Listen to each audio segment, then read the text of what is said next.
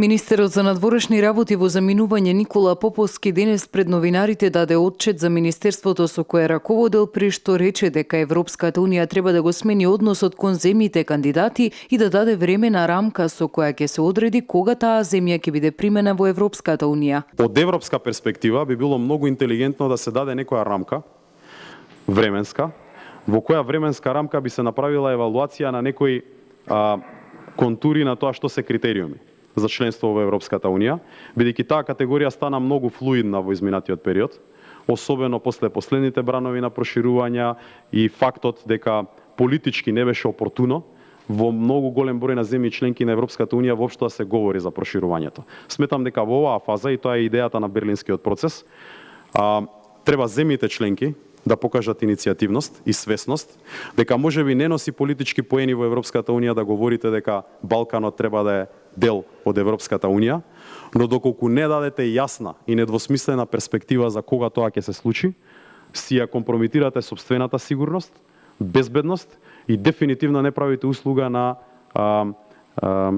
успехот или перспективноста на целиот овој регион. Според мене, тоа што треба да се направи е да се дефинира таква временска рамка, дали тоа би било 2022 или 2024 година или не знам која, треба да го одлучат тие кои одлучуваат во рамки на Европската унија. Во однос на спорот со името со Грција, Поповски истакна дека од оваа позиција не може да дава прогнози дека тоа прашање ќе биде затворено. Не можам да прогнозирам каков ќе биде епилогот, но можам да кажам дека во последните години има значаен напредок во односите со јужниот сосед и имаме една позитивна клима која ја чувствуваат и граѓаните, рече Поповски. На новинарско прашање дали екс-министерот ќе биде функционер во раководството во партијата или пратеник, тој рече: Во однос на собранието на Република Македонија, да, ќе одам. Немам никаква преокупираност во однос на било какви позиции или функции или било што. И од тој аспект мислам дека секој од нас треба да го даде придонесот кој може да го даде во рамки на институциите каде што функционира. И тоа е тоа. Ништо од никого нити почнува, нити завршува. Дали се гледате како лидер на ВМРО, бидејќи ги представаат во некакви комбинации за наследник на Никола Груевски, начело на партијата? Не, мислам дека има многу комбинации и се упатуваат до многу лица. Главната цел на тоа е да се создаде некакво неединство во рамки на ВМРО ДПМН.